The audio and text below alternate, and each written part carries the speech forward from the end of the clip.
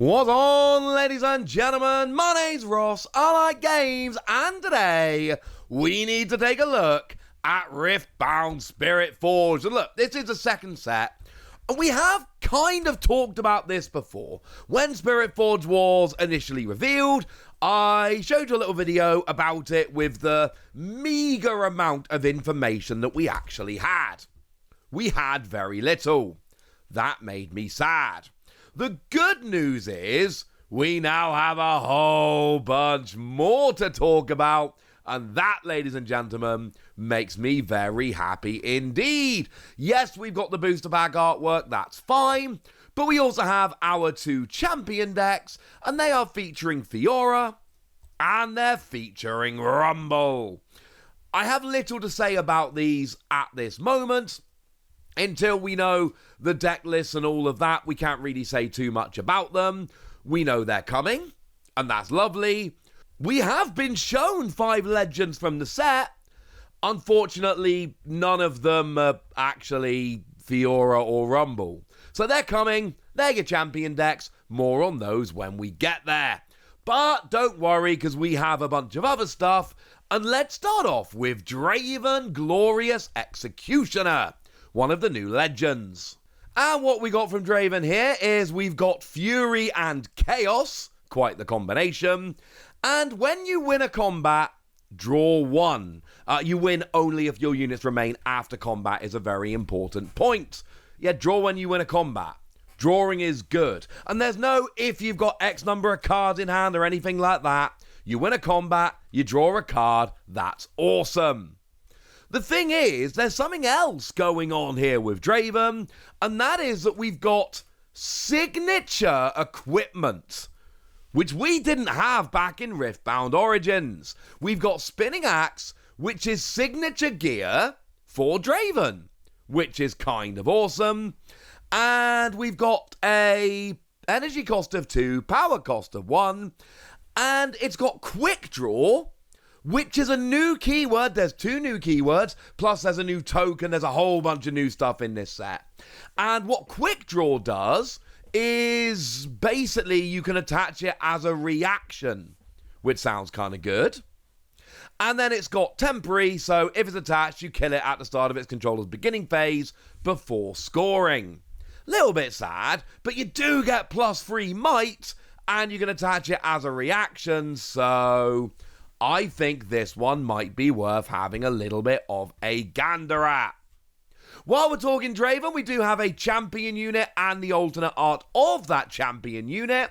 We've got Draven Vanquisher, a 4 cost, 4 might, and when I win a combat, play a gold gear token exhausted, and when I attack or defend, you can pay, and if you do, get 2 might this turn. Oh, yeah, that seems pretty good, ladies and gentlemen. That seems pretty good. You get a gold token when you win a combat, and for a moderately low cost, you can get +2 might. That seems like a pretty good combination. But it does make us want to ask about this new gold token, because that is something which is coming around in this set. And what we've got from gold token, it's a token gear, and you kill it, reaction, you get to add a rune. Oh. Yeah, it's pretty good. I mean, it's what gold should do, frankly. You essentially use it to buy something useful. This is not the only unit, of course, that's actually going to get us gold and all of that. There's going to be more ways to generate gold, but this seems like a good one to start us off with. Nice. What other legends do we have in this set? Well, we've got Azir, Emperor of the Sands. Azir here comes in as Calm and Order. Seem to go nicely as a pair. And your Sand Soldiers get Weapon Master. Oh, that's another new keyword. And it doesn't actually say what it does on Azir, but what we can do is we can go and have a look at Lucian Merciless, which is a champion unit we've been shown, and yes, we have the alternate art for that one as well.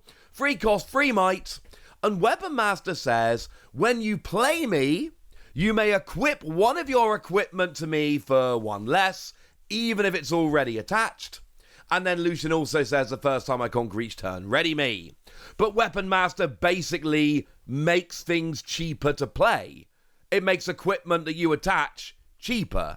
And I gotta say, you look at the naming convention here, it does kind of feel like they've nailed it from a naming standpoint now, doesn't it? Yes, it does. So all of your Sand Soldiers gain Weapon Master, and you can pay 1 and exhaust to play a 2 Might Sand Soldier unit token to your base, but only if you played an equipment this turn. But your Sand Soldiers gain Weapon Master, and then if you've attached equipment, which you'll want to because of the whole Weapon Master thing, you get a 2 Might Sand Soldier unit. You can see how this adds up. We've got Aurelia Blade Dancer.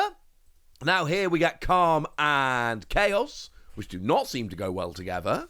And when you choose a friendly unit, you may exhaust and pay 1 to ready it. And when you conquer, you can pay 1, but actually pay 1 to ready me. Oh. Yeah, that doesn't say once per turn. That just says when you conquer, you can pay 1 to ready me. Which seems very, very good. Of course, a lot of these legends are going to sound good initially. We need to wait until we actually know more about them and what else is coming in the set and all of that. Our knowledge is very limited right now, but it still seems kind of fun. Elsewhere, we got Chem Baroness, and here we are talking about Mind and Order. And when you or an ally hold, you may exhaust me to play a gold gear token exhausted. We've already talked about what gold does. And when your score is within 3 points of the victory score, your gold add an additional 1. So when you get closer to winning, your gold get more powerful, and gold were honestly pretty good to begin with. And then finally, the last one we've got for the minute is Battle Mistress. Battle Mistress comes through with Body and Chaos, and when you recycle a rune, you can exhaust me to play a gold gear token exhausted, and when 1 or more enemy units die, ready me. There's something about legends that can get readied which sound pretty gosh darn good, so yeah. I'm down with this, ladies and gentlemen. I am down with this. These look very interesting as a group. We're not there in terms of our knowledge, let's be clear, but we know a fair bit for the time being. Plus, we've got these new keyword skills of Weapon Master and Quick Draw, which are kind of interesting. And then we've got gold as a new token. But there is something else that's new here as well, and that is Repeat. New keyword skill. Like, for instance, Feral Strength. A 2-cost spell, it's got reaction, and repeat 2. You can pay the additional cost to repeat this spell's effect. So as a 2-cost, you can give a unit plus 2 might. But then if you pay another 2, you can give a unit plus 2 might. And presumably that would mean you can give the same unit an extra plus 2, or you can give a different unit plus 2 in addition to the first one. Either way, this seems pretty cool. Now, there were a few other things that were revealed that we can now just kind of run through nice and quickly, get you up to date with Spiritforged. So, Trinity Force is a 4-cost gear equipment, and it's got equip, plus 2 might, and when I hold, score a point.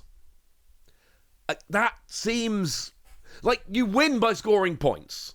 So it seems like anything that can accelerate the rate at which you score points is going to be good. Trinity Force sounds good. We've got Guardian Angel, 2-cost gear equipment. It's got equip Calm. And here, if I would die, you get plus 1 might. If I would die, kill Guardian Angel instead, heal me, exhaust me, and recall me. Basically, you get a recalled, fully healed, exhausted unit rather than a dead unit. And you get plus 1 might while it's on there as well. Again, these seem pretty good. We've got Longsword, which has quick draw, so you can play it as a reaction. And then we've got Equip Fury, plus 2 might, and efforts to create the longer sword quickly ran into diminishing returns. Yeah, it's weird that they've got flavor text on here in the same place that others have skills. That's confusing. And I know it's not exactly the same setup because it's got the little square in the top hand and then they've got kind of a two-tone thing. It's still confusing that sometimes this banner at the bottom with the extra might has a skill and sometimes it has flavor text. That's going to confuse some people. We've got Steric's Gauge. Now we've got 3 cost here, but we also have 2 power cost. Got to recycle a couple of calm runes to play it. But it has quick draw, plus 3 might, and then equip calm. Although it honestly doesn't sound very calm to me, just putting that one out there. We've got Duran's Shield, 1 cost, equip calm, plus 1 might, and it gives you tank. Oh, nice. That sounds pretty good. And then Svelsonger. Let's go for that. We've got a energy cost of 3, power cost of 1, equip 1 calm, and as this is attached to a unit, copy that unit's text to this equipment's effect text for as long as this is attached to it.